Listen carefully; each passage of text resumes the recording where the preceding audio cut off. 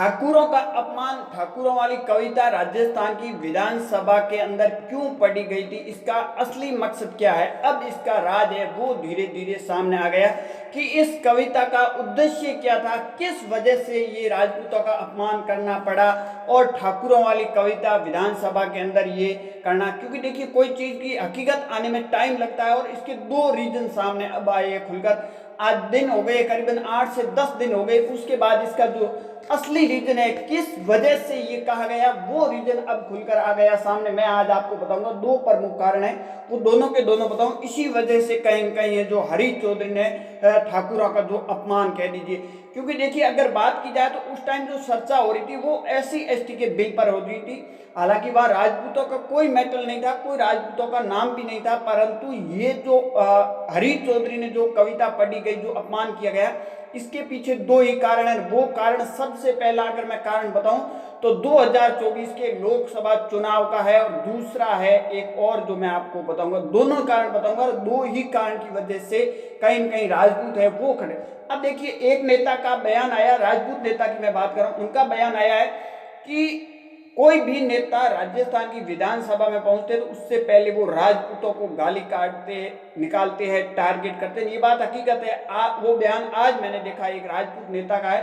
कौन सा नेता, वो मैं आपको आगे बताऊंगा। पहले बात करते हैं हरीश चौधरी ने जो ये ठाकुरों वाली कविता कह दीजिए या राजपूतों का अपमान करने के पीछे दो वजह आई। सबसे पहला वजह आया लोकसभा चुनाव 2024 का, बाड़मेर जैसलमेर से निर्दलीय प्रत्याशी रविंद्र सिंह भाटी सबसे बड़ा कारण। रविंद्र सिंह भाटी एक चुनाव लड़ते हैं, उसके बाद रविंद्र सिंह भाटी एक मुद्दा उठाते हैं रिफाइनरी का। आप सभी को पता है कि बाड़मेर के अंदर डिबेट के अंदर रविंद्र सिंह भाटी ने कहा था मैं आऊंगा गेट पे, परंतु सामने जो हरीश चौधरी को कहा कि वो भी गेट पे आए और सच्चाई, परंतु हरीश चौधरी ने रविंद्र सिंह भाटी को चुनाव के एन वक्त कहा था कि अब आ जाए। उस टाइम रविंद्र सिंह भाटी ने। सबसे प्रमुख कारण है वो ही कहीं कहीं डर था कि हरीश चौधरी को, कि भाई जो बाड़मेर से निर्दलीय चुनाव लड़ने वाले रविंद्र सिंह भाटी पहली बार के विधायक छवि को चुनौती दे रहे हैं रिफाइनरी को लेकर। कहीं न कहीं वो हरीश चौधरी को कई दिनों से खटक रहा था, उसका कहीं कहीं वो बाहर निकालना चाहते थे।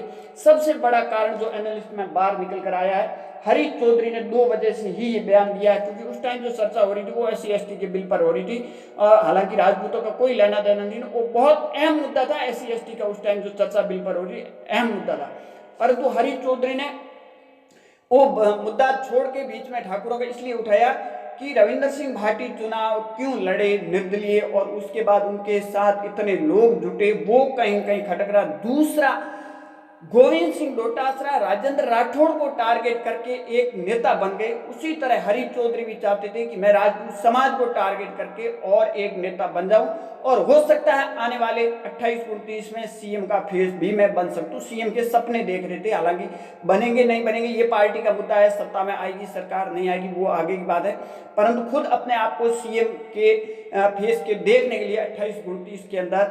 और सबसे बड़ा जो कारण है, ये कारण निकल के आया कि रविंद्र सिंह भाटी ने जो लोकसभा चुनाव लड़ा था बाड़मेर जैसलमेर, उस टाइम रिफाइनरी का जो मुद्दा उठाया, परंतु वो भी रविंद्र सिंह भाटी ने उठाया था, परंतु मेन मुद्दा था वो रहा है रिफाइनरी का। रिफाइनरी को लेकर हरीश चौधरी पिछले काफी दिनों से कि आखिर रिफाइनरी का मामला क्यों उठाया। देखिए, उमेदवार बेनीवाल चुनाव हारते हैं बाईतू से दूसरी बार। उस टाइम उमेदवार बेनीवाल का ऑन मीडिया के अंदर ये रिकॉर्ड है कि हरीश चौधरी के रिफाइनरी पर गुंडे पाले हुए, तो वो कहीं कहीं। और दूसरा, राजेंद्र राठौड़ को जो टारगेट कर रहे थे गोविंद सिंह डोटासरा, उसी तरह कहीं कहीं मैं भी राजस्थान के अंदर एक जाट